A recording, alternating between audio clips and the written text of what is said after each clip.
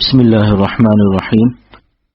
عارف باللہ حضرت مولانا شاہ حکیم محمد اختر صاحب رحمۃ اللہ علیہ یعنی میرے پیارے دادا جان رحمۃ اللہ علیہ کی کتاب مواعظ درد محبت میں سے پہلا واعظ استغفار کے ثمرات میں سے پڑھ کر سناتا ہوں۔ الحمد للہ وکفی وسلام علی عبادہ الذین اصطفی اما بعد، فقال رسول اللہ صلی اللہ علیہ وسلم: من لزم الاستغفار جعل اللہ له من كل ضيق مخرجا ومن كل هم فرجا ورزقه من حيث لا يحتسب۔ مشکاۃ شریف سے ایک حدیث پاک آپ حضرات کو سنائی گئی ہے۔ اللہ تعالی نے اس میں بزبان رسالت صلی اللہ علیہ وسلم اپنے خطا کار اور گناہگار بندوں کے لیے ایک عظیم نعمت اور عظیم تدبیر عطا فرمائی ہے کہ اگر تم سے کچھ خطائیں ہوتی رہتی ہیں، اور یقیناً کل بنی آدم خطاؤن، تم سب کے سب کثیر الخطا ہو، جیسے کہ اس کی شرح ملا علی قاری نے فرمائی ہے کہ خطاؤن کے معنی ہیں کثیر الخطائی، لیکن کثرت خطا کا علاج کیا ہے؟ کثرت خطا کا علاج کثرت استغفار و توبہ ہے۔ جیسا مرض ویسی دوا، لہذا فرمایا کل بنی آدم خطاؤن وخیر الخطائین التوابون۔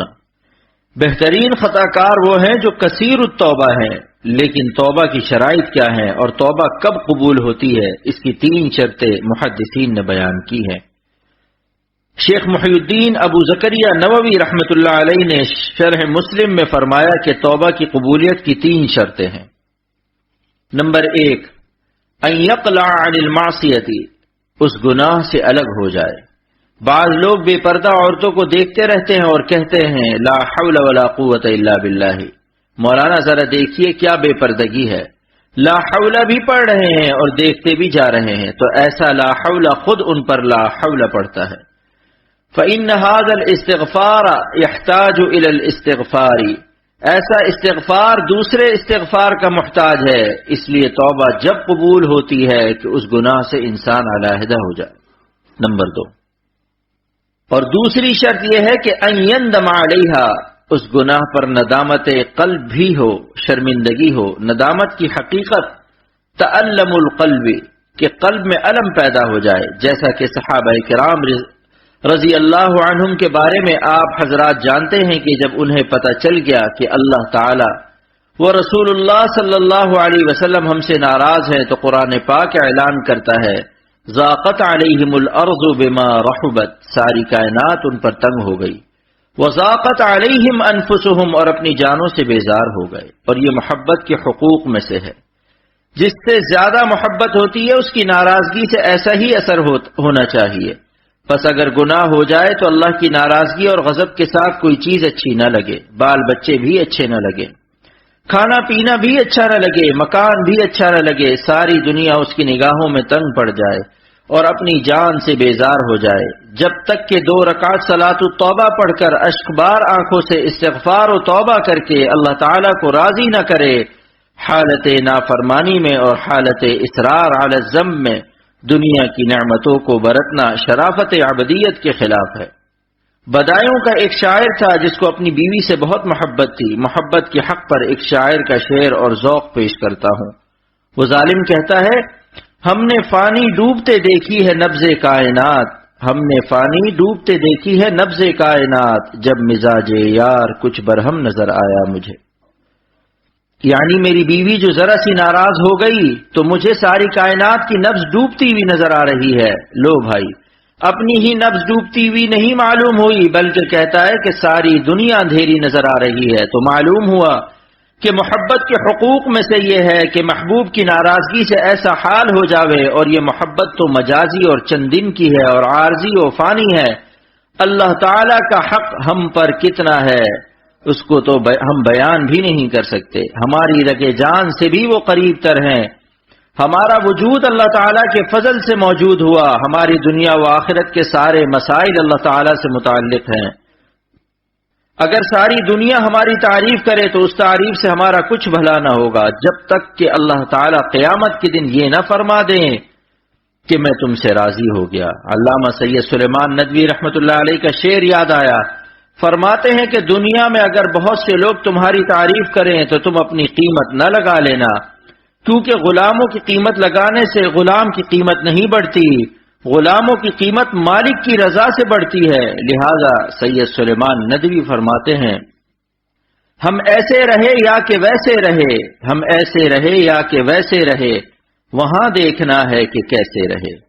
یہاں ہماری خوب تعریفیں ہو رہی ہیں، لیکن وہاں ہماری قیمت کیا ہوگی یہ قیامت کے دن معلوم ہوگا۔ اور ان کا دوسرا شعر بھی سنائی دیتا ہوں، کیونکہ عارضی حیات سے بعض وقت آدمی کو دھوکہ لگ جاتا ہے۔ فرماتے ہیں حیات دو روزہ کا کیا عیش و غم، حیات دو روزہ کا کیا عیش و غم، مسافر رہے جیسے تیسے رہے۔ کیونکہ جسے دنیا کا عیش حاصل ہو ضروری نہیں کہ اس کے قلب میں بھی عیش ہو۔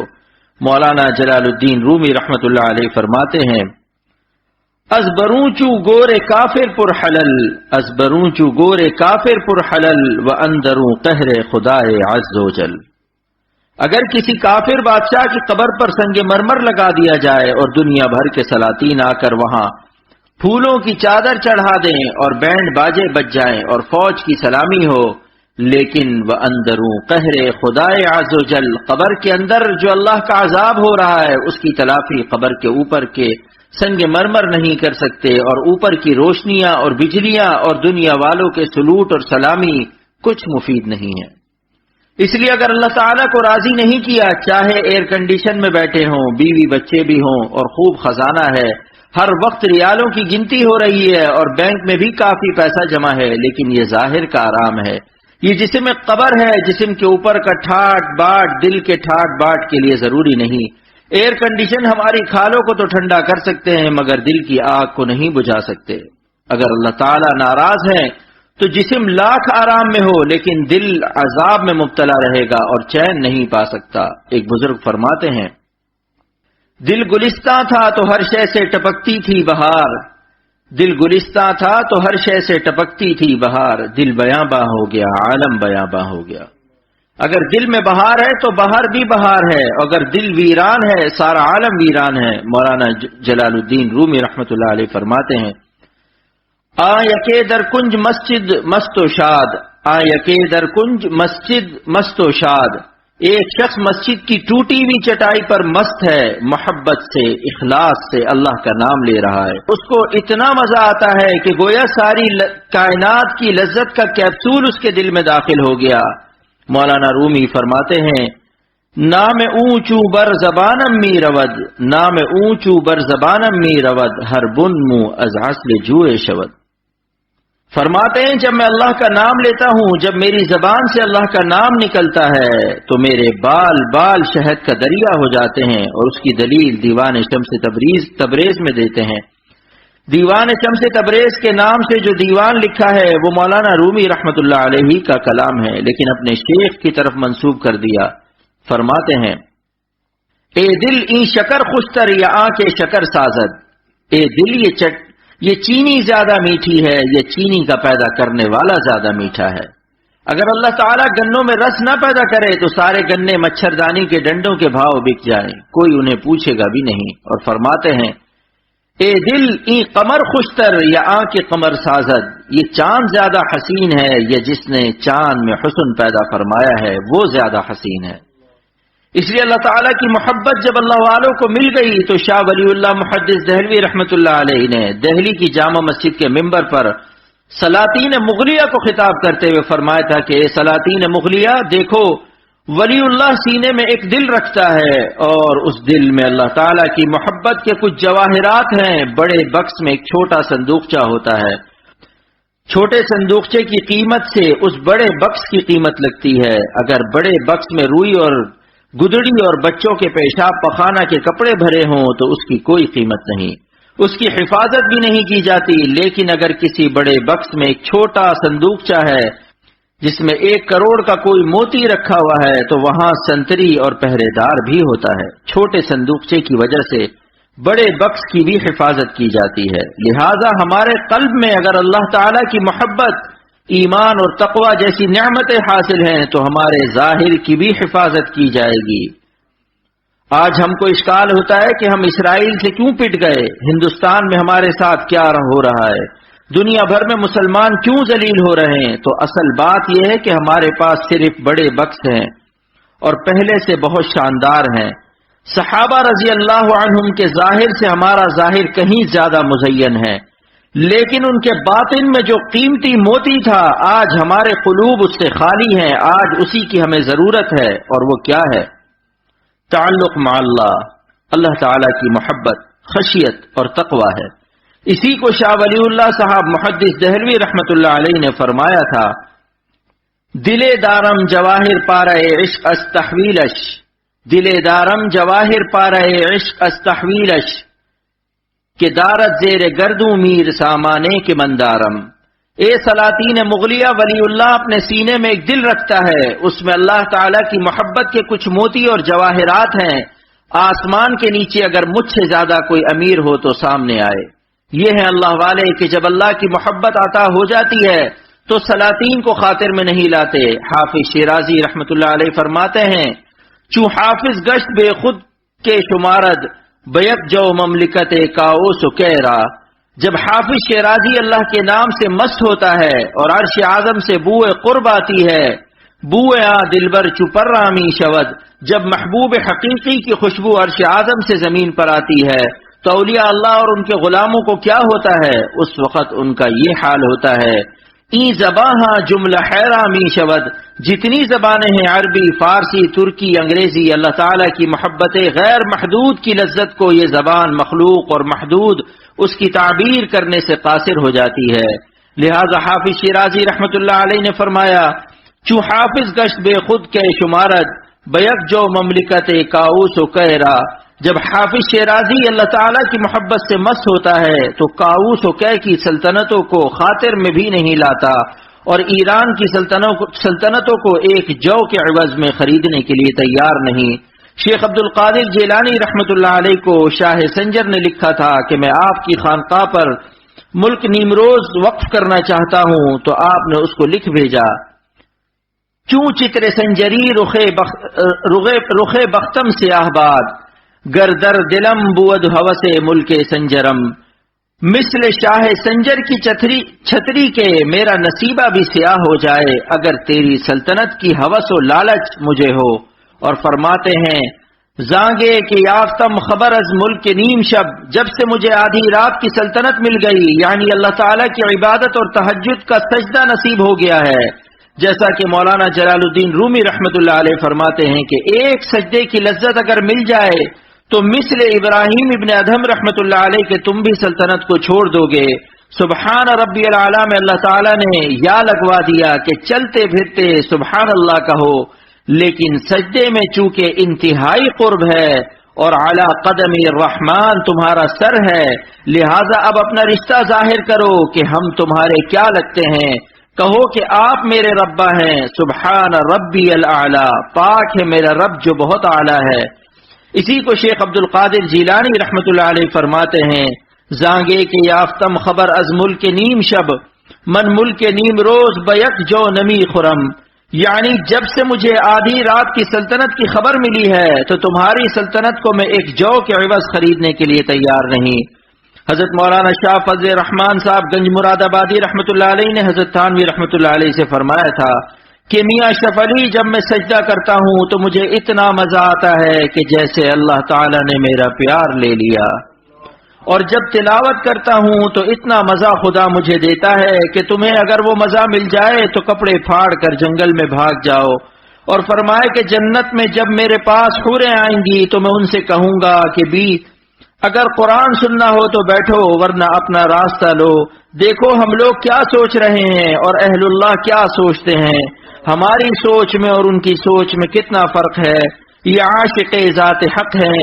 ایک سرکاری تنخواہ دار مولوی جو ریاست رامپور سے تنخواہ لیا کرتے تھے، شاہ صاحب کی خدمت میں حاضر ہوئے۔ حضرت شاہ فضل الرحمان صاحب رحمت اللہ علیہ بخاری کا درس دے رہے تھے، درمیان میں ذرا سا موقع ملا تو جلدی سے بول پڑے کہ حضرت نواب رامپور نے کہا ہے کہ اگر آپ ریاست میں آئیں تو میں آپ کو 1,00,000 روپیہ نذرانہ پیش کروں گا۔ حضرت شاہ صاحب رحمت اللہ علیہ کو بہت رنج ہوا، فرمایا کہ ارے مولوی صاحب 1,00,000 روپے پر ڈالو خاک، میں جو بات کہہ رہا ہوں اس کو سنو۔ پھر شاہ صاحب نے یہ شعر پڑھا، جو دل پر ہم اس کا کرم دیکھتے ہیں، جو دل پر ہم اس کا کرم دیکھتے ہیں، تو دل کو بازجام جم دیکھتے ہیں، تو دل کو بازجام جم دیکھتے ہیں۔ یعنی ہم اپنے قلب پر اللہ تعالیٰ کی رحمت کی جو بارش دیکھتے ہیں تو ہمارا قلب نوابوں کی ریاست اور لاکھوں روپیوں سے بے نیاز ہے، کیونکہ فیلبان جس سے دوستی کرتا ہے تو ماں ہاتھی کیا آتا ہے، اس لیے اس کا دروازہ بھی بڑا بنا دیتا ہے۔ اسی طرح اللہ تعالیٰ جس کے قلب کو اپنا نور خاص، تجلی خاص، قرب خاص عطا کرتے ہیں، اس کے دل کو بہت بڑا بنا دیتے ہیں۔ مولانا رومی رحمت اللہ علیہ فرماتے ہیں، ظاہرش را پوش آرد بچرخ، باطنش باشد محیط ہف چرخ۔ کسی اللہ والے کا ظاہر تو اتنا کمزور ہو سکتا ہے کہ اگر مچھر کاٹ لے تو ناچنے لگے، لیکن اس کا باطن ساتوں آسمان کی گردش کو اپنے اندر لیے ہوئے ہے۔ ڈاکٹر عبدالحی صاحب رحمۃ اللہ علیہ کا ایک شعر یاد آیا، فرماتے ہیں، جب کبھی وہ ادھر سے گزرے ہیں، جب کبھی وہ ادھر سے گزرے ہیں، کتنے عالم نظر سے گزرے ہیں۔ اسی کو جگر مراد آبادی نے یوں تعبیر کیا ہے، کبھی کبھی تو اسی ایک مشت خاک کے گرد طواف کرتے ہوئے ہفتہ آسماں گزرے۔ تو میں یہ عرض کر رہا ہوں کہ دوستو، اللہ تعالیٰ کے نام میں لذت اور مٹھاس اس قدر ہے کہ زبان اس کی تعبیر سے قاصر ہے۔ تھانہ بھون میں ایک بزرگ تھے سائیں توکل شاہ، حضرت حکیم الامت تھانوی رحمت اللہ علیہ کہتے تھے کہ حضرت جی، مجھے اللہ کے نام میں اتنا مزہ آوے ہے کہ میرا منہ میٹھا ہو جاوے ہے۔ یہ تھانہ بھون کی زبان ہے۔ پھر فرمایا، اللہ کی قسم میرا منہ میٹھا ہو جاوے ہے۔ شیخ محی الدین ابو زکریا نووی رحمت اللہ علیہ نے حلاوت ایمانی کی شرح کرتے ہوئے فرمایا کہ حلاوت ایمانی اللہ تعالی ہر اس شخص کو عطا فرماتا ہے جو ان اعمال کو اختیار کرتا ہے جن پر حلاوت ایمانی کا وعدہ ہے، مثلا اہل اللہ سے محبت رکھنا، بدنظری سے اپنی حفاظت کرنا وغیرہ۔ یعنی جن اعمال پر حلاوت ایمانی کے وعدے وارد ہیں ان سب کے سبب قلب کو اللہ تعالی حلاوت ایمانی عطا فرماتے ہیں۔ لیکن بعض لوگوں کو حلاوت حسیہ بھی عطا کر دیتے ہیں، یعنی ان کے منہ میں بھی مٹھاس محسوس ہو جاتی ہے۔ یہ اللہ تعالیٰ کی عطا ہے، جس کو چاہے عطا فرماوے۔ لیکن قلب تو ہر ایک کا اس حلاوت کو پا ہی جاتا ہے۔ قلب کے اندر ایک سکون فوراً ہر ایک کو مل جاتا ہے۔ تو میرے دوستو عزیزو، میں یہ عرض کر رہا ہوں کہ ظاہر کے عیش کی جتنی فکر ہے، اس سے زیادہ ہمیں اپنے قلب کو باخدا بنانے کی فکر ہونی چاہیے۔ اگر چین سے رہنا ہے، ورنہ ایئر کنڈیشن میں افکار و پریشانی اور مصیبتوں سے دل گرم رہے گا۔ ہزاروں لاکھوں ریالوں میں قلب افکار کی لاتوں اور گھوسوں سے غمزدہ، مشوش اور پریشان رہے گا۔ اس لیے کہ ظاہر کا عیش باطن کے عیش کے لیے ضروری نہیں ہے۔ چنانچہ مولانا جلال الدین رحمت اللہ علیہ فرماتے ہیں، آ یکے در کنج مسجد مست و شاد، آ یکے در کنج مسجد مست و شاد، وا یکے در باغ ترش و نامراد۔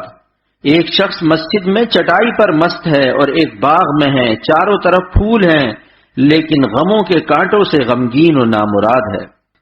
یہ پھولوں میں رو رہا ہے اور وہ کانٹوں میں ہنس رہا ہے۔ اب کوئی کہے کہ یہ تو اجتماع ضدین ہے، غم میں اللہ تعالیٰ کیسے خوش کر دیتا ہے؟ تو میں کہتا ہوں، کیوں صاحب، یہ واٹر پروف گھڑیاں جو سوئٹزرلینڈ بنا رہا ہے، چاروں طرف پانی ہے، مگر پانی اثر کیوں نہیں کر رہا؟ یہ کیوں واٹر پروف ہے؟ اللہ اپنے عاشقوں کے قلب کو بھی غم پروف کر دیتا ہے۔ جس کے دل پر اللہ تعالیٰ کی رحمت اور نظر عنایت ہوتی ہے، ہزاروں غم میں بھی وہ خوش اور بے غم رہتا ہے۔ وہ غم اس کی اصلاح اور تربیت کے لیے ہوتے ہیں، اس کی ایمانی ترقیات کے لیے ہوتے ہیں، مگر اس وقت بھی وہ اندر اندر مست اور خوش رہتا ہے، چاہے وہ رو بھی رہا ہو۔ آنکھیں اشکبار ہوں غم سے، مثلا اپنے بچوں کی بیماری سے یا اپنی بیماری سے، مگر اس کے قلب میں پریشانی نہیں گھستی۔ اور اس کی دلیل کیا ہے؟ اس کی دلیل شامی کباب ہے۔ مرچ والا شامی کباب ایک شخص کھا رہا ہے، آنسو بہ رہے ہیں۔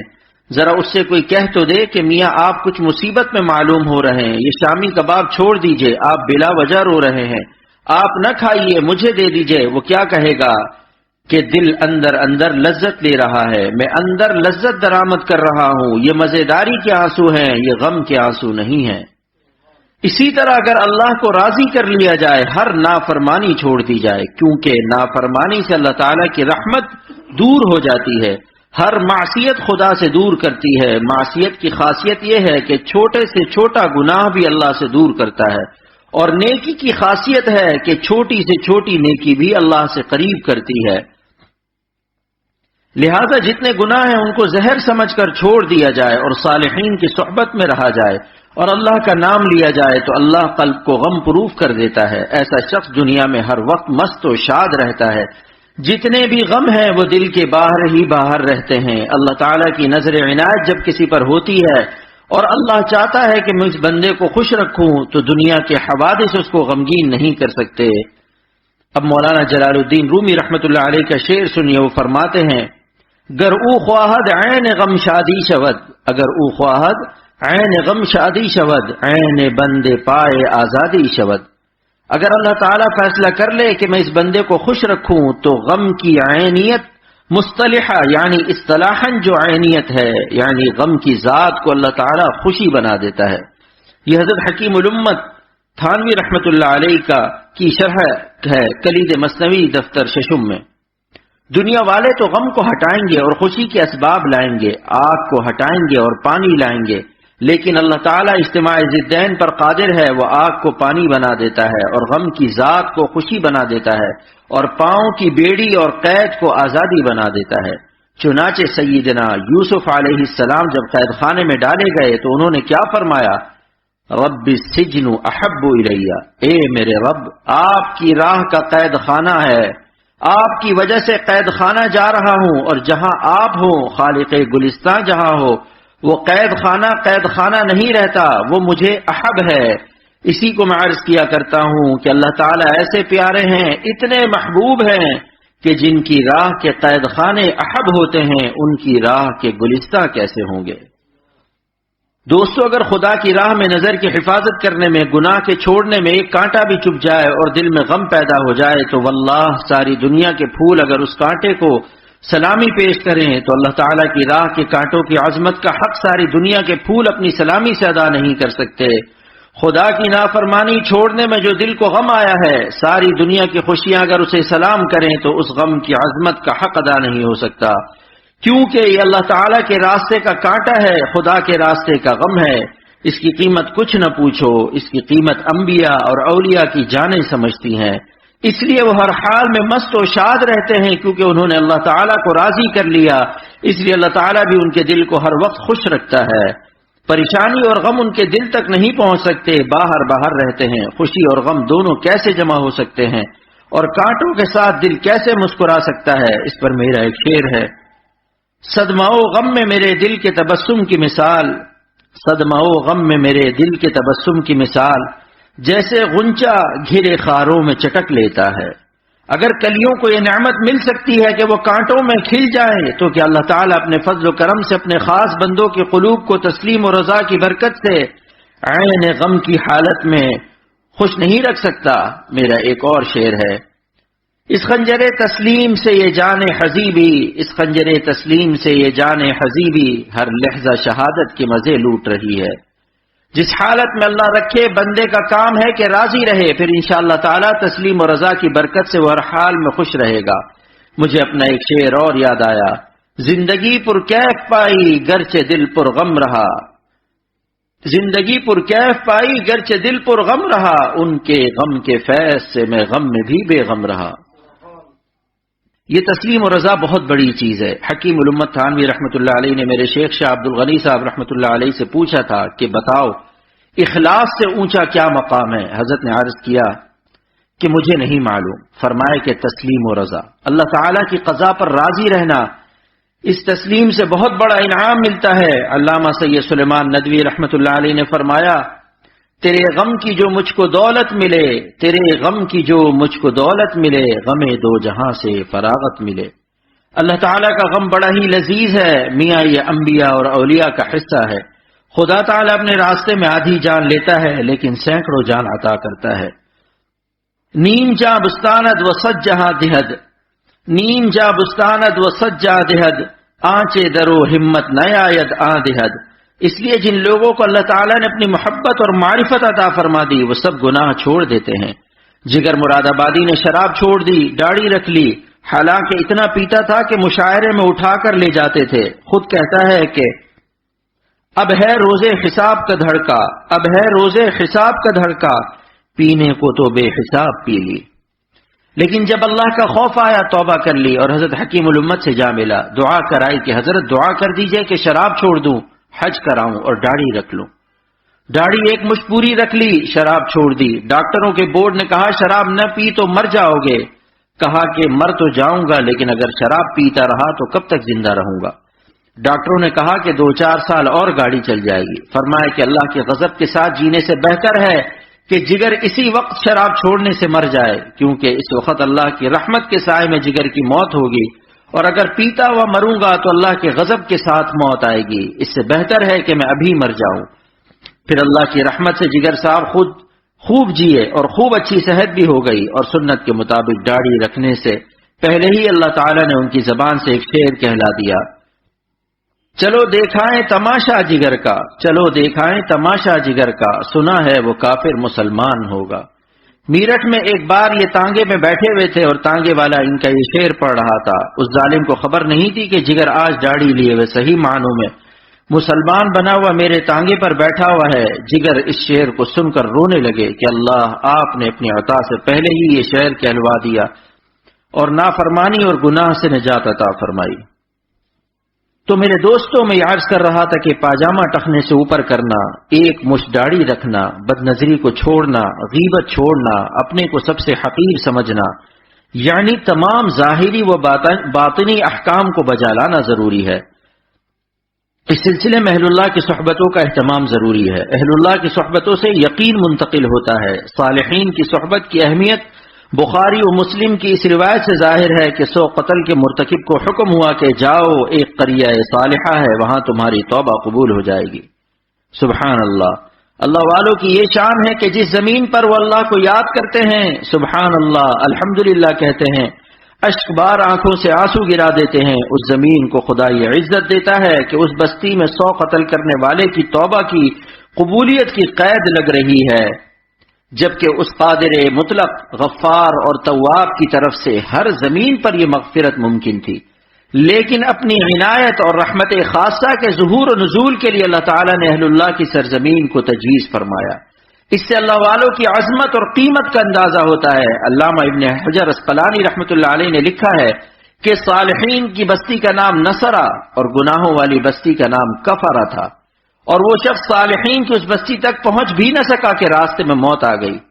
فنا بصدرہ نحوہا، پس مرتے وقت اپنے سینے کا رخ اس بستی کی طرف کر دیا، اور اس ادا پر اللہ تعالیٰ نے اپنا فضل فرما دیا۔ اور کیسے فضل فرمایا؟ عذاب کے فرشتے کہہ رہے تھے اسے ہم لے جائیں گے، کیونکہ اس بستی تک نہیں پہنچا، اور رحمت والے فرشتے کہتے تھے یہ تو اس طرف چل دیا تھا، موت تو اس کے اختیار میں نہیں تھی، لہٰذا اسے ہم لے جائیں گے۔ اس اختلاف کو دور کرنے کے لیے اللہ تعالیٰ نے دوسرا فرشتہ بھیجا۔ اس نے کہا کہ قیسوا ما بینہما، دونوں بستیوں کے فاصلوں کو پیمائش کر لو۔ ادھر صالحین کی بستی کو حکم دیا تقربی، تو تھوڑی سی قریب ہو جا کہ تجھ پر اہل تقرب رہتے ہیں، اور گناہوں والی بستی سے فرمایا تباعدی، تو دور ہو جا کہ تجھ پر اہل تباعد رہتے ہیں جو مجھ سے دور ہیں۔ اور اس کا نام محدثین نے فضل فی صورت عدل رکھا ہے، یعنی یہ فضل بصورت عدل ہے، یعنی فرشتوں سے تو پیمائش کرا رہے ہیں اور کام خود بنا رہے ہیں۔ اس پر مولانا شاہ محمد احمد صاحب دامت برکاتہم کا شعر یاد آیا، حسن کا انتظام ہوتا ہے، حسن کا انتظام ہوتا ہے، عشق کا یوں ہی نام ہوتا ہے۔ اللہ تعالیٰ کی رحمت کا انتظام تھا، ورنہ وہ بستی دور تھی۔ عشق کا یوں ہی نام ہوتا ہے۔ ارے اگر تھوڑا سا ہم ان کا نام لے لیں اور ان کو استغفار کر کے راضی کر لیں تو مستغفرین بھی متقین کے درجے میں ہو جائیں گے۔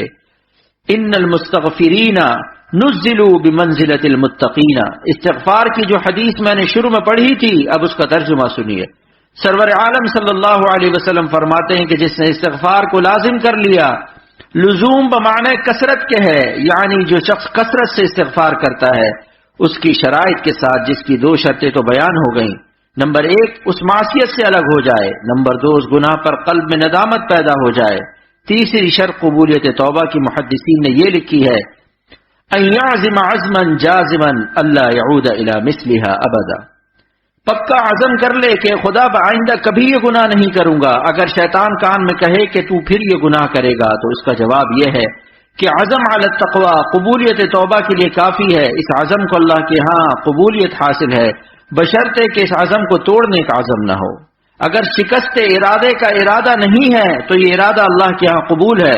بس توبہ کے وقت اللہ تعالیٰ کے بھروسے پر کہہ لیا جائے کہ اے اللہ، میں نے آپ کے بھروسے پر پکا ارادہ کر لیا کہ اب کبھی یہ گناہ نہیں کروں گا. اور اگر ٹوٹ جائے تو پھر معافی مانگ لیں. اللہ کو چھوڑ کر ہم کہاں جا سکتے ہیں؟ خواجہ عزیز الحسن مجذوب رحمت اللہ علیہ فرماتے ہیں، نہ چت کر سکے نفس کے پہلواں کو، نہ چت کر سکے نفس کے پہلواں کو، تو یوں ہاتھ پاؤں بھی ڈھیلے نہ ڈالے. ارے اس سے کشتی تو ہے عمر بھر کی، ارے اس سے کشتی تو ہے عمر بھر کی، کبھی وہ دبا لے کبھی تو دبا لے. جو ناکام ہوتا رہے عمر بھر بھی، جو ناکام ہوتا رہے عمر بھر بھی، بہرحال کوشش تو عاشق نہ چھوڑے. یہ رشتہ محبت کا قائم ہی رکھے، یہ رشتہ محبت کا قائم ہی رکھے. جو 100 بار ٹوٹے تو 100 بار جوڑے. گناہ تو نہ چھوڑا، اللہ کو چھوڑ دیا. ارے اللہ سے تعلق توڑ کر کہاں ٹھکانا ہے؟ کیا کوئی دوسرا خدا ہے؟ نہ پوچھے سوا نیک کاروں کے گر تو، نہ پوچھے سوا نیک کاروں کے گر تو، کدھر جائے بندہ گنہگار تیرا. دوستو، گنہگاروں کا بھی اللہ وہی ہے اور نیکوں کا بھی وہی ہے. اللہ کو چھوڑ کر ہم کہاں جائیں گے؟ اور کوئی ٹھکانہ بھی تو نہیں ہے. توبہ و استغفار کا اہتمام نہایت ضروری ہے. شیطان ایسے وقت دل میں شرمندگی ڈالتا ہے، غلط حیا ڈالتا ہے، کہتا ہے تم کس منہ سے توبہ کرتے ہو؟ تمہیں شرم بھی نہیں آتی؟ روزانہ پھر وہی حرکت کرتے ہو جس سے توبہ کرتے ہو. یہ شرم نہیں ہے. حقیقت حیا کیا ہے؟ محدث عظیم ملا علی قاری رحمت اللہ علیہ مرقات شرح مشکات میں لکھتے ہیں، حقیقت الحیاء ان مولاک لا یراک حیث نہاک. تیرا مولا تجھے اپنی منع کی ہوئی حالت میں نہ پائے. اپنی نافرمانی کی حالت میں خدا ہمیں دن رات دیکھ رہا ہے اور ہم بڑے حیادار بنتے ہیں. توبہ کرتے ہوئے حیا آتی ہے اور گناہ کرتے ہوئے حیا نہیں آتی. یہ کتنا بڑا شیطانی دھوکہ ہے. حالانکہ اصلی حیا یہ ہے کہ آدمی نافرمانی سے رک جائے، گناہ کرتے ہوئے شرم آئے. بعض لوگ غالب کا یہ شعر پڑھتے ہیں، کعبہ کس منہ سے جاؤ گے غالب، شرم تم کو مگر نہیں آتی. اگر اس شعر پر عمل کرتے تو آج اہل ایمان کعبہ سے محروم ہو جاتے. لہذا یہ شعر واجب الاصلاح تھا. حضرت مولانا شاہ محمد احمد صاحب جو شاہ فضل رحمان صاحب گنج مراد آبادی رحمت اللہ علیہ کے سلسلے کے خلیفہ ہیں، انہوں نے فرمایا کہ اختر میاں میں نے اس شعر کی اصلاح کر دی، ورنہ غالب کا یہ شعر اللہ کی رحمت سے نا امیدی کر کے کعبہ سے محروم کر دیتا. میں نے عرض کیا کہ حضرت سنا دیجئے کیا اصلاح فرمائی. فرمائے کہ یہ اصلاح کر دی، میں اسی منہ سے کعبہ جاؤں گا، میں اسی منہ سے کعبہ جاؤں گا، شرم کو خاک میں ملاؤں گا. ان کو رو رو کے میں مناؤں گا، ان کو رو رو کے میں مناؤں گا، اپنی بگڑی کو یوں بناؤں گا. اللہ اللہ. دیکھو اللہ والوں کے شعر میں اور دنیا داروں کے شعر میں کتنا فرق ہوتا ہے. اگر مچھلی کو 10 مرتبہ شکار کر لو لیکن اس کے کان میں کہو کہ پانی میں جائے گی یا حیا کرے گی تو وہ کہے گی گرچہ در خشکی ہزارہ رنگہاس، گرچہ در خشکی ہزارہ رنگہاس، ماہیارا بیبوست جنگہاس. اے شکاریوں، اگرچہ تم نے خشکی میں ہزاروں رنگینیاں پیدا کر دی ہیں، مرنڈا بھی ہے، شامی کباب بھی ہے، بریانی بھی ہے، لیکن یہ سب ہمارے لیے موت ہے. گرچہ در خشکی ہزارہ رنگہاس، ماہیاں رابا یبوست جنگہاس. یہ یبوست ہمارے لیے مفید نہیں، ہمیں پانی میں ڈال دو، وہاں کے طوفان بھی ہمارے لیے مفید ہیں. مومن کے لیے اللہ کی رضا کے ساتھ سب کچھ خیر ہے، برکت ہے، جس حالت میں بھی خدا رکھے. اور اگر اللہ ناراض ہے تو لاکھوں اسباب عیش میں اس کی روح مثل ماہی بے آب کے بے چین رہے گی. سرور عالم صلی اللہ علیہ وسلم ارشاد فرماتے ہیں، من لزم الاستغفار، جو شخص کثرت سے استغفار کرتا رہتا ہے، یعنی اللہ تعالیٰ کو راضی کرتا رہتا ہے، گناہ سے جو تعلق ٹوٹ گیا، رو کر گڑ گڑا کر الہا کر کے اشک بار آنکھوں سے اللہ تعالیٰ کے ساتھ اپنا تعلق بندگی کا جو جوڑتا رہتا ہے، اس کو کیا انعامات ملتے ہیں اس کا بیان آگے آ رہا ہے. لیکن دوستو پہلے ان آنسوؤں کی قیمت سنو. مشکات کی روایت ہے، ما من عبد مؤمن یخرج من عینیہ دموع وإن كان مثل رأس الذباب من خشية الله ثم يصيب شيئا من حر وجهه الا حرمہ اللہ علی النار۔ حضور صلی اللہ علیہ وسلم ارشاد فرماتے ہیں، کسی مومن بندے کی آنکھوں سے آنسو ندامت کے اور اللہ کے خوف سے نکل آئیں، اگرچہ وہ مکھی کے سر کے برابر ہوں، تو اس چہرے پر اللہ تعالی جہنم کی آگ حرام فرما دیتے ہیں۔ میں نے اپنے شیخ شاہ عبد الغنی صاحب پھول پوری رحمۃ اللہ علیہ کو دیکھا کہ ہمیشہ اپنے آنسو چہرے پر مل لیتے تھے اور فرماتے تھے کہ میں نے حکیم الامت حضرت مولانا اشرف علی صاحب رحمۃ اللہ علیہ کو دیکھا کہ ہمیشہ آنسوؤں کو اسی طرح چہرے پر مل لیتے تھے۔ پھر میں نے ایک صحابی رضی اللہ عنہ کی روایت دیکھی کہ میں یہ آنسو چہرے پر اس لیے ملتا ہوں کہ میرے آقا صلی اللہ علیہ وسلم نے فرمایا کہ یہ آنسو جہاں لگ جاتے ہیں دوزخ کی آگ حرام ہو جاتی ہے۔ حضرت تھانوی رحمۃ اللہ علیہ نے فرمایا کہ اس پر ایک علمی اشکال یہ ہوتا ہے کہ اگر چہرے پر آنسو مل لیے تو چہرہ تو جنت میں چلا گیا، لیکن باقی جسم کا کیا ہوگا؟ پھر حضرت نے اس کو سمجھانے کے لیے ایک واقعہ بیان کیا کہ بادشاہ عالمگیر رحمۃ اللہ علیہ کے زمانے میں کسی ریاست کا راجا تھا، وہ مر گیا۔ اس کے لڑکے کے جو چچا وغیرہ تھے وہ اس کی ریاست پر قبضہ کرنا چاہتے تھے اور اس کو محروم کرنا چاہتے تھے۔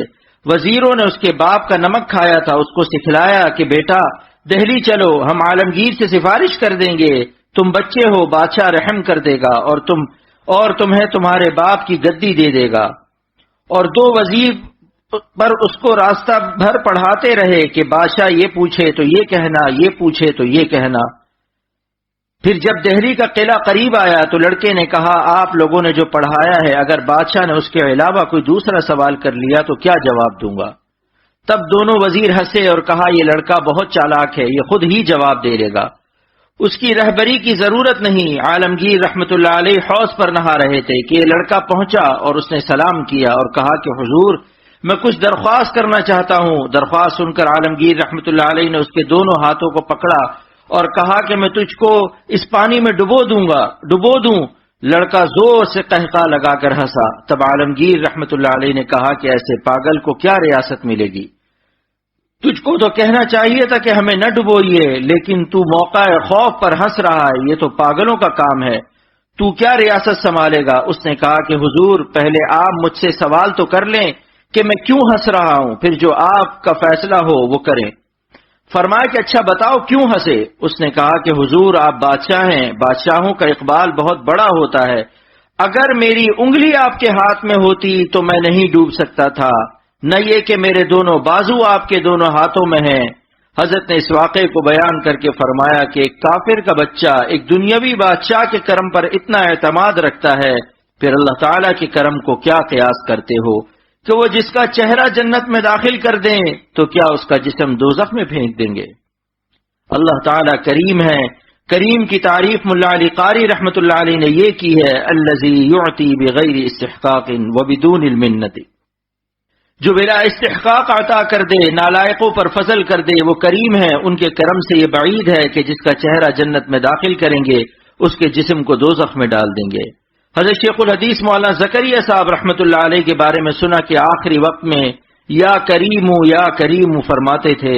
بس ہم سب کو چاہیے کہ اللہ تعالیٰ سے بالکل بے کھٹک استغفار و توبہ کریں اور امید رکھیں، اور جب آنسو نکل آئیں تو ان کو مل کر چہرے پر پھیلا لیں، اور اگر آنسو نہ نکلیں تو رونے والوں کی شکل بنا لیں۔ حضرت سعد بن نبی وقاص رضی اللہ عنہ کی روایت ہے، یہ تیسرے صحابی ہیں، فرماتے ہیں کنت ثالث الاسلامی، میں تیسرا مسلمان ہوں، اور فرمایا انا اول من رمی السہم فی سبیل اللہ، میں پہلا وہ مسلمان ہوں جس نے اللہ کے راستے میں کافروں کے مقابلے میں پہلا تیر چلایا۔ سرور عالم صلی اللہ علیہ وسلم نے ان کو دعا دی، اللہم سدد سہمہ واجب دعوتہ، اے اللہ سعد بن نبی وقاص کے تیر کا نشانہ صحیح کر دے اور ان کی دعاؤں کو قبول فرما۔ اور یہ بھی فرمایا ارمی یا سعد فدا کا ابی و امی، اے سعد تیر چلاؤ میرے ماں باپ تم پر فدا ہو۔ یہ نعمت صرف دو صحابیوں کو حاصل ہے، ایک حضرت زبیر رضی اللہ عنہ کو اور ایک ان کو۔ محدثین نے لکھا ہے کہ نبی صلی اللہ علیہ وسلم نے ان دو کے علاوہ کسی کے لیے جملہ نہیں فرمایا، اور یہ عشرہ مبشرہ میں سے ہیں، احد العشرہ بھی ہیں اور آخر العشرہ بھی ہیں، یعنی ان کے انتقال کے بعد تمام عشرہ مبشرہ ختم ہو گئے۔ وہ روایت کرتے ہیں ابکو فإن لم تبکو فتباکو، رو اللہ کی محبت یا خوف سے، اور اگر رونا نہ آئے تو رونے والوں کی شکل بنا لو۔ ایک اور حدیث ہے کہ ایک صحابی نے عرض کیا، من نجات یا رسول اللہ صلی اللہ علیہ وسلم، نجات کیسے ملے گی؟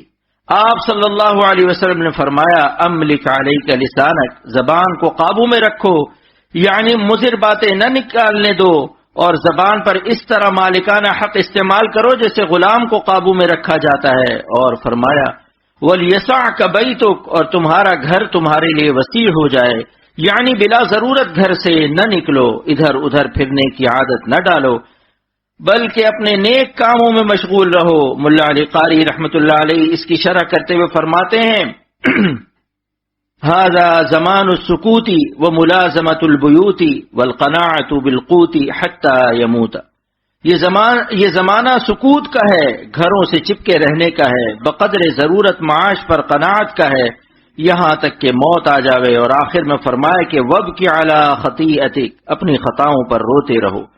معلوم ہوا نجات کا راستہ ہے اپنی خطاؤں پر رونا، لیکن اگر رونا نہ آئے تو کیونکہ رونا بندے کا اختیاری فعل نہیں، اس لیے نبی رحمت صلی اللہ علیہ وسلم کے قربان جائیے کہ اللہ تعالیٰ کی رحمت کو متوجہ کرنے کے لیے اپنی امت کو ہدایت فرما دی، فَإِن لَّمْ تَبْكُوا فَتَبَاكَوْا، اگر رونا نہ آئے تو رونے والوں کی شکل ہی بنا لو، کیونکہ رونے والوں کی شکل بنا لینا تو ہر شخص کے اختیار میں ہے۔ بنا کر فقیروں کا ہم بھیس غالب، بنا کر فقیروں کا ہم بھیس غالب، تماشائے اہل کرم دیکھتے ہیں۔ جب دنیا کے کریموں کا یہ حال ہے کہ فقیروں کا بھیس بنانے والوں کو بھی محروم نہیں رکھتے، اور یہ کرم ان کا ذاتی نہیں ہے بلکہ اس کریم حقیقی کے خزانہ کرم کی ایک ذرہ بھیک ہے، تو پھر اس سرچشمہ کرم حق تعالی شانہ کی رحمت کا کیا عالم ہوگا، اس کا تو ہم اندازہ بھی نہیں کر سکتے۔ بس اگر آنسو نہ نکلے تو رونے والوں کی شکل بنا کر پھر اس کریم کے فضل و کرم کا تماشا دیکھیں۔ اب حدیث شریف کا ترجمہ مکمل کر کے بیان ختم کرتا ہوں۔ من لزم الاستغفار جعل اللہ له من كل ضیق مخرجا، جو شخص کثرت سے استغفار کرے گا اللہ تعالی ہر تنگی سے اس کو نجات دے دیں گے۔ لوگ پوچھتے ہیں کہ تنگی میں پھنسا ہوا ہوں کیا کروں؟ اس کا علاج استغفار ہے۔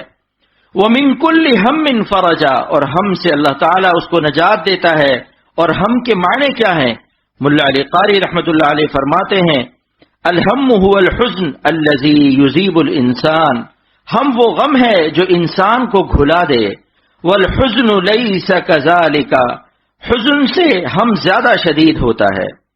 اللہ تعالیٰ استغفار کی برکت سے اس کو دفع فرما دیتے ہیں، کیونکہ توبہ سے بندہ حق تعالیٰ کا محبوب ہو جاتا ہے، جیسا کہ قرآن پاک میں ارشاد ہے ان اللہ یحب التوابین، اللہ تعالیٰ توبہ کرنے والوں کو محبوب رکھتے ہیں، اور دنیا میں بھی کوئی شخص اپنے محبوب دوست کو غم میں نہیں دیکھ سکتا، تو حق تعالیٰ شانہ جس کو اپنا محبوب بنا لے وہ کیسے غم میں رہ سکتا ہے؟ اور اس حدیث شریف کا آخری جملہ ہے وَرَزَقَهُ مِنْ حَيْثُ لَا يَحْتَسِبُ، اور مستغفرین تائبین کو اللہ تعالیٰ ایسی جگہ سے روزی دیتا ہے جہاں سے ان کا گمان بھی نہیں ہوتا۔ حضرت ملا علی قاری رحمۃ اللہ علیہ نے اس کی شرح میں لکھا ہے اس حدیث پاک میں گناہگاروں کے لیے بڑی تسلی ہے کہ متقین کو نعمت تقوی پر جو انعامات ملتے ہیں، رونے والوں کو، توبہ کرنے والوں کو، مستغفرین نادمین کو بھی استغفار و توبہ پر انہی انعامات کا وعدہ فرمایا گیا ہے۔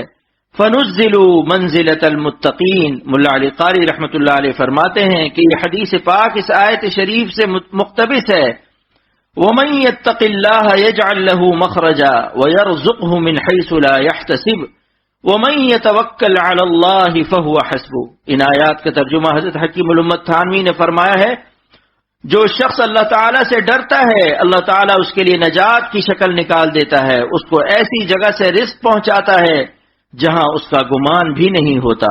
اور کیونکہ ایک شعبہ تقوی کا توکل ہے، اور اس کی خاصیت یہ ہے کہ جو شخص اللہ تعالیٰ پر توکل کرے گا تو اللہ تعالیٰ اس کی اصلاح مہمات کے لیے کافی ہے۔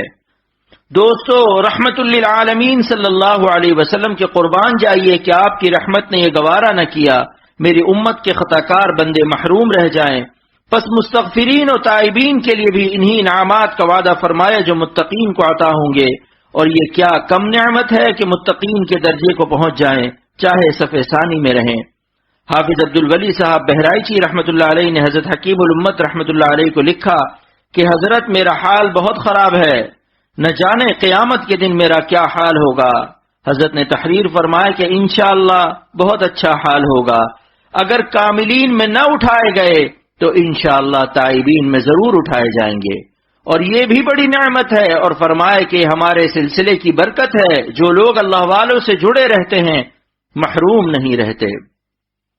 مولانا رومی رحمت اللہ علیہ فرماتے ہیں کہ جو کانٹے پھولوں کے دامن میں اپنا منہ چھپائے ہوئے ہیں ان کو باغباں گلستہ سے نہیں نکالتا، لیکن جو خالص کانٹے ہیں اور پھولوں سے اعراض کیے ہوئے ہیں ان سے مستغنی اور دور ہیں، ان کو جڑ سے اکھاڑ کر پھینک دیتا ہے۔ فرماتے ہیں آخار می گریس کے عیب پوش خلق، شد مستجاب دعوت او گلعزار شد۔ ایک کانٹا زبان حال سے رو رہا تھا کہ اے مخلوق کے عیب چھپانے والے خدا، میرا عیب کیسے چھپے گا، میں تو کانٹا ہوں۔ اس کی یہ فریاد وہ گریہ وزاری قبول ہوئی اور حق تعالیٰ کے کرم نے اس کی عیب پوشی اس طرح فرمائی کہ اس پر پھول اگا دیا۔ جس کی پنکھڑیوں کے دامن میں اس خار نے اپنا منہ چھپا لیا۔ پس اگر ہم کانٹے ہیں، نالائق ہیں، تو ہمیں چاہیے کہ اللہ والوں کی صحبت میں رہا کریں۔ اس کی برکت سے انشاءاللہ تعالی اول تو ہم خلعت گل سے نواز دیے جائیں گے، یعنی اللہ والے ہو جائیں گے، ورنہ اگر کاملین میں نہ ہوئے تو تائبین میں انشاءاللہ تعالی ضرور اٹھائے جائیں گے، مثل خار کے محروم نہ رہیں گے۔ اس مضمون کو احقر نے اپنے شعر میں شیخ کو مخاطب کرتے ہوئے یوں بیان کیا ہے: ہمیں معلوم ہے تیرے چمن میں خار ہے اختر، ہمیں معلوم ہے تیرے چمن میں خار ہے اختر، مگر خاروں کا پردہ دامن گل سے نہیں بہتر۔ چھپانا منہ کسی کانٹے کا دامن میں گلے تر کے، تعجب کیا چمن خالی نہیں ایسے منظر سے۔ اہل اللہ کی صحبت کا ادنا فائدہ یہ ہے کہ ان سے تعلق رکھنے والا گناہ پر قائم نہیں رہتا، توفیق توبہ ہو جاتی ہے اور شقاوت سعادت سے تبدیل ہو جاتی ہے۔ بخاری شریف کی روایت ہے ہم الجلساء لا یشقى جلیسہم، یعنی یہ ایسے مقبولان حق ہیں کہ ان کے پاس بیٹھنے والا محروم اور شقی نہیں رہ سکتا۔ علامہ ابن حجر اسقلانی رحمت اللہ علیہ نے شرح بخاری فتح الباری میں حدیث شریف کے جملے کی یہ تشریح کی ہے: ان جلیسہم یندرج معہم فی جمیع ما یتفضل اللہ بہ علیہم اکراما لہم۔ اہل اللہ صالحین کی صحبت میں بیٹھنے والا انہی کے ساتھ درج ہو جاتا ہے ان تمام نعمتوں میں جو اللہ تعالی اللہ والوں کو عطا فرماتا ہے۔ یہ اہل اللہ کا اکرام ہوتا ہے، جیسے معزز مہمان کے ساتھ ان کے ادنا خدام کو بھی وہی اعلیٰ نعمتیں دی جاتی ہیں جو معزز مہمان کے لیے خاص ہوتی ہیں۔ پس اہل اللہ کے جلیس و ہمنشین کو بھی ان کی برکت سے اللہ تعالی محروم نہیں فرماتے۔ بس اب دعا کر لیجئے کہ جو کچھ عرض کیا گیا اللہ تعالیٰ اس پر عمل کی توفیق عطا فرمائے، ہم لوگوں کو دل سے استغفار و توبہ کی توفیق نصیب فرمائے، اور ہم سب کو اللہ تعالیٰ اپنا صحیح اور قوی تعلق نصیب فرمائے۔ اور اے اللہ صدیقین کا جو انتہائی مقام ہے جہاں ولایت ختم ہو جاتی ہے، اے اللہ آپ کریم ہیں اور نااہلوں پر بھی فضل فرمانے والے ہیں۔ انت الکریم، اے اللہ آپ اپنے کریم ہونے کی شان کے مطابق ہم سب کو اولیاء صدیقین کے آخری مقام ولایت جو انتہائی ولایت ہے جہاں پر ولایت ختم ہوتی ہے، اے اللہ ہم سب کو وہاں تک پہنچا دیجئے، اور اولیاء کے اخلاق، ان کا ایمان، ان کا یقین ہم سب کو نصیب فرما دیجئے۔ ہماری دنیا و آخرت بنا دیجئے، ہماری اور ہمارے بچوں کی اور ہمارے گھر والوں کی اصلاح فرما دیجئے، تزکیہ نفس فرما دیجئے، ہم سب کی دنیا بھی سنوار دیجئے اور آخرت بھی بنا دیجئے، آمین۔ ربنا آتنا فی الدنیا حسنة وفی الآخرة حسنة وقنا عذاب النار وتوفنا مع الابرار وصلی اللہ تعالی علی خیر خلقہ محمد وعلی آلہ وصحبہ اجمعین برحمتک یا ارحم الراحمین۔ توفیق توبہ۔ استغفار کے ثمرات کے آخر کے اندر ایک چھوٹا سا مضمون ہے جس کو مرتب کیا ہے حلیم الامت حضرت مولانا شاہ حکیم محمد مظہر صاحب، یعنی میرے والد صاحب دامت برکاتہم نے، تو اس کو پڑھ کر سناتا ہوں۔ توبہ کرو قبل اس کے کہ توبہ کا دروازہ بند ہو جائے۔ الحمد للہ غافر الذنب وقابل التوب شدید العقاب ذی الطول لا الہ الا هو الیہ المصیر۔ اما بعد فقال الله تعالى وهو الذي يقبل التوبة عن عباده ويعفو عن السيئات ويعلم ما تفعلون۔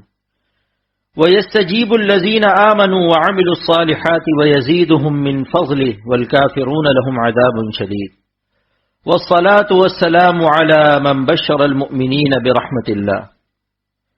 آج کل اس دور پرفتن میں ہم لوگ روحانیات سے کٹ کر مادیات کی طرف دوڑ رہے ہیں، جس کی بنا پر اعمال صالحہ سے غفلت اور گناہوں کی طرف رغبت بڑھتی جا رہی ہے۔ لاکھوں افراد ایسے ہیں جو اپنے دعوے میں مسلمان ہیں لیکن گناہوں میں سر سے پاؤں تک ڈوبے ہوئے ہیں، فسق و فجور میں اس حد تک آگے جا چکے ہیں کہ گناہوں کے ترک کرنے اور توبہ و استغفار کا تصور بھی نہیں کرتے۔ اس کے بعد ان کے دل میں خیالات ایسے پیدا ہوتے ہیں کہ اب ہماری توبہ ہی کیا قبول ہوگی، حالانکہ حق تعالی شانہ کا ارشاد ہے وَهُوَ الَّذِي يَقْبَلُ التَّوْبَةَ عَنْ عِبَادِهِ وَيَعْفُو عَنِ السَّيِّئَاتِ، وہ ایسا مالک ہے کہ اپنے بندوں کی توبہ قبول فرماتا ہے اور تمام گناہوں کو معاف فرما دیتا ہے۔ اللہ تعالیٰ کی ذات سب سے زیادہ رحیم و کریم ہے، وہ ارحم الراحمین ہے۔ ان کی رحمت سے کبھی نا امید نہ ہو، برابر توبہ کا اہتمام کرتے رہیں۔ گناہ ہو جائے تو پھر فوراً توبہ کریں۔ مولانا شاہ وسیع اللہ صاحب یہ شعر پڑھا کرتے تھے، ہم نے طے کی اس طرح سے منزلیں، ہم نے طے کی اس طرح سے منزلیں، گر پڑے گر کر اٹھے اٹھ کر چلے۔ صغائر کی مغفرت تو اعمال صالحہ سے بھی ہو سکتی ہے، لیکن کبائر کی مغفرت مشروط ہے توبہ کے ساتھ۔ یہ بھی معلوم ہونا چاہیے کہ مغفرت کی خوشخبری سن کر گناہوں پر جرأت کرنا اس خیال سے کہ مرنے سے قبل توبہ کر لیں گے بہت بڑی حماقت، نادانی، بے وقوفی ہے، کیونکہ آئندہ کا حال کسی کو معلوم نہیں کہ کب نزع کا عالم طاری ہو جائے اور توبہ کا دروازہ بند ہو جائے۔ مفتی اعظم پاکستان حضرت مولانا محمد شفیع رحمت اللہ علیہ کا شعر ہے، ظالم ابھی ہے فرصت توبہ نہ دیر کر، ظالم ابھی ہے فرصت توبہ نہ دیر کر، وہ بھی گرا نہیں جو گرا پھر سنبھل گیا۔ حدیث مبارک میں حضور صلی اللہ علیہ وسلم کا ارشاد ہے، الکیس من دان نفسہ وعمل لما بعد الموت والعاجز من اتبع نفسہ ہواہا وتمنى علی اللہ۔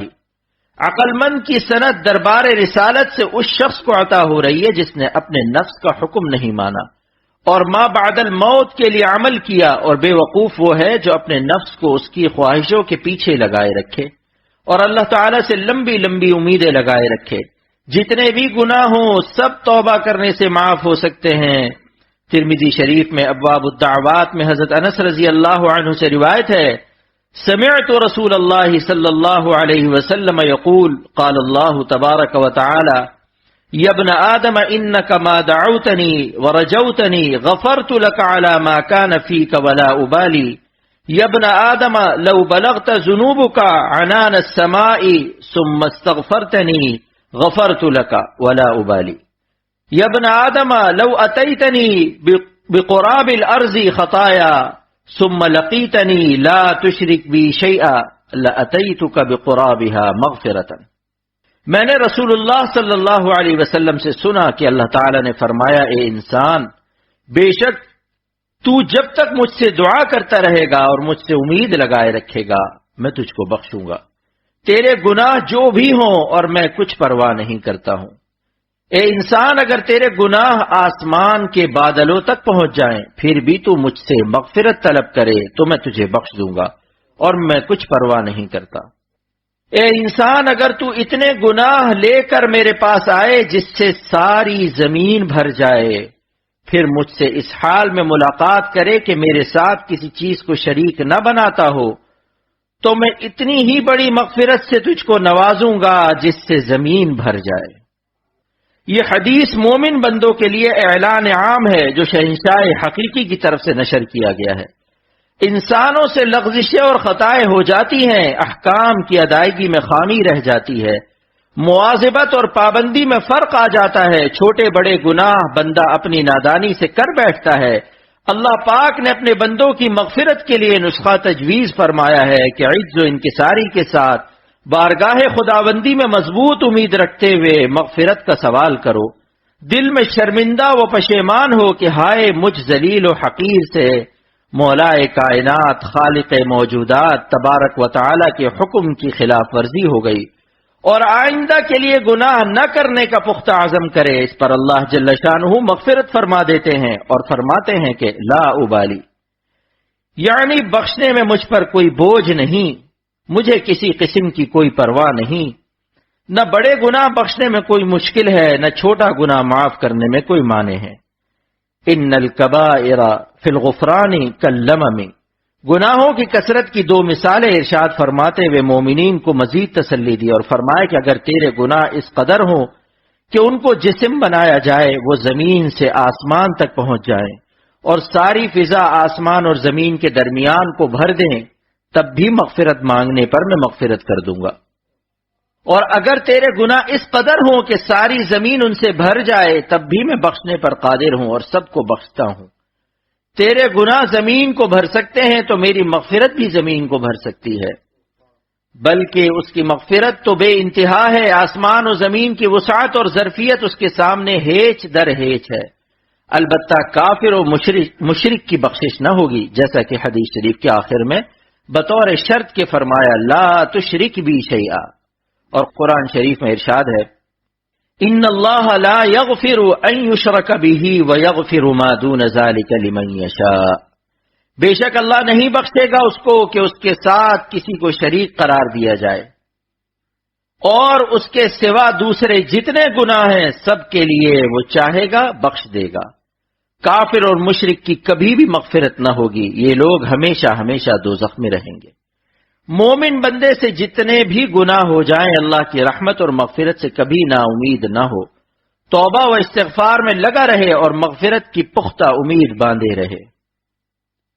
دیدہ اشک باریدہ، لذت قرب ندامت گریا وزاری میں ہے، لذت قرب ندامت گریا وزاری میں ہے، قرب کیا جانے جو دیدہ اشک باریدہ نہیں۔ جس کو استغفار کی توفیق حاصل ہو گئی، جس کو استغفار کی توفیق حاصل ہو گئی، پھر نہیں جائز یہ کہنا کہ وہ بخشیدہ نہیں۔ کل نفس ذائقۃ الموت، ہر نفس کو موت کا مزہ چکھنا ہے، اس لیے ہر شخص کو موت سے قبل اپنی فائل یعنی معاملات کو درست کر لینا چاہیے۔ حضرت عبداللہ ابن عمر رضی اللہ عنہما فرماتے ہیں کہ ایک صحابی نے سوال کیا، یا رسول اللہ صلی اللہ علیہ وسلم، سب سے زیادہ سمجھدار آدمی کون ہے؟ فرمائے کہ جو موت کے لیے ہر وقت تیاری میں مشغول رہتا ہے اور جو موت کو کثرت سے یاد رکھتا ہو۔ حضرت عمر بن عبدالعزیز رحمت اللہ علیہ ایک مرتبہ ایک جنازے کے ساتھ تشریف لے گئے اور قبرستان میں پہنچ کر علیحدہ ایک جگہ بیٹھ کر سوچنے لگے۔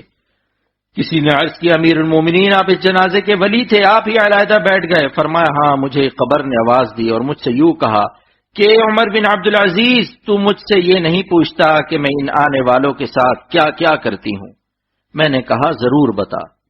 اس نے کہا کہ ان کے کفن پھاڑ دیتی ہوں، بدن کے ٹکڑے ٹکڑے کر دیتی ہوں، خون سارا چوس لیتی ہوں، گوشت سارا کھا لیتی ہوں، بتاؤ اور بتاؤں کہ آدمی کے جوڑوں کے ساتھ کیا کرتی ہوں؟ مونڈوں کو باہوں سے جدا کر دیتی ہوں اور باہوں کو پہنچوں سے جدا کر دیتی ہوں، اور سرینوں سے رانوں کو جدا کر دیتی ہوں، اور رانوں کو گٹھنوں سے اور گٹھنوں کو پنڈلیوں سے اور پنڈلیوں کو پاؤں سے جدا کر دیتی ہوں۔ یہ فرما کر عمر بن عبدالعزیز رونے لگے اور فرمایا دنیا کا قیام بہت ہی تھوڑا ہے اور اس کا دھوکہ بہت زیادہ ہے، اس میں جو عزیز ہے وہ آخرت میں ذلیل ہے، اس میں جو دولت والا ہے وہ آخرت میں فقیر ہے، اس کا جوان بہت جلد بوڑھا ہو جائے گا، اس کا زندہ بہت جلد مر جائے گا، اس کا تمہاری طرف متوجہ ہونا تم کو دھوکے میں نہ ڈال دے، حالانکہ تم دیکھ رہے ہو کہ یہ کتنی جلدی منہ پھیر لیتی ہے، اور بے وقوف وہ ہے جو اس کے دھوکے میں پھنس جائے۔ کہاں گئے اس کے دل دادا جنہوں نے بڑے بڑے شہر آباد کیے، بڑی بڑی نہریں نکالی، بڑے بڑے باغ لگائے، بہت تھوڑے دن رہ کر سب چھوڑ کر چل دیے۔ وہ اپنی صحت اور تندرستی سے دھوکے میں پڑے کہ صحت کے بہتر ہونے سے ان میں نشاط پیدا ہوا اور اس سے گناہوں میں مبتلا ہوئے۔ وہ لوگ خدا کی قسم دنیا میں مال کی کثرت کی وجہ سے قابل رشک تھے، باوجود یہ کہ مال کے کمانے میں ان کو رکاوٹیں پیش آتی تھی، مگر پھر بھی خوب کماتے تھے۔ ان پر لوگ حسد کرتے تھے، لیکن وہ بے فکر مال کو جمع کرتے رہتے تھے اور اس کے جمع کرنے میں ہر قسم کی تکلیف بخوشی برداشت کرتے تھے۔ لیکن اب دیکھ لو مٹی نے ان بدنوں کا کیا حال کر دیا اور خاک نے ان بدنوں کو کیا بنا دیا، کیڑوں نے ان کے جوڑوں اور ان کی ہڈیوں کا کیا حال بنا دیا۔ وہ لوگ دنیا میں اونچی اونچی مسہریوں اور اونچے اونچے فرش اور نرم نرم گدوں پر نوکروں اور خادموں کے درمیان آرام کرتے تھے۔ عزیز و اقارب، رشتہ دار اور پڑوسی ہر وقت دلداری کو تیار رہتے تھے، لیکن اب کیا ہو رہا ہے؟ آواز دے کر ان سے پوچھ کہ کیا گزر رہی ہے۔ غریب امیر سب ایک میدان میں پڑے ہوئے ہیں، ان کے مالدار سے پوچھ کہ ان کے مال نے کیا کام کیا، ان کے فقیر سے پوچھ اس کے فقر نے کیا نقصان دیا، ان کی زبان کا حال پوچھ جو بہت چہکتی تھی، ان کی آنکھوں کو دیکھ کہ دنیا میں وہ ہر طرف دیکھتی تھیں، ان کی نرم نرم کھالوں کا حال دریافت کر، ان کے خوبصورت اور دل ربا چہروں کا حال پوچھ کے کیا ہوا، ان کے نازک بدن کو معلوم کر کہاں گیا اور کیڑوں نے کیا حشر کیا۔ افسوس، صد افسوس اے وہ شخص جو آج مرتے وقت اپنے بھائی کی آنکھ بند کر رہا ہے، اپنے بیٹے اپنے باپ کی آنکھ بند کر رہا ہے، ان میں سے کسی کو نہلا رہا ہے، کسی کو کفن دے رہا ہے، کسی کے جنازے کے ساتھ جا رہا ہے، کسی کو قبر کے گڑھے میں ڈال رہا ہے۔ کل کو تجھے یہ سب کچھ پیش آنا ہے۔ اللہ تعالی ہم سب کو نیک عمل کرنے کی توفیق عطا فرمائے۔ یوں تو دنیا دیکھنے میں کس قدر خوش رنگ تھی، یوں تو دنیا دیکھنے میں کس قدر خوش رنگ تھی، قبر میں جاتے ہی دنیا کی حقیقت کھل گئی۔ اللہ پاک عمل کی توفیق عطا فرمائے۔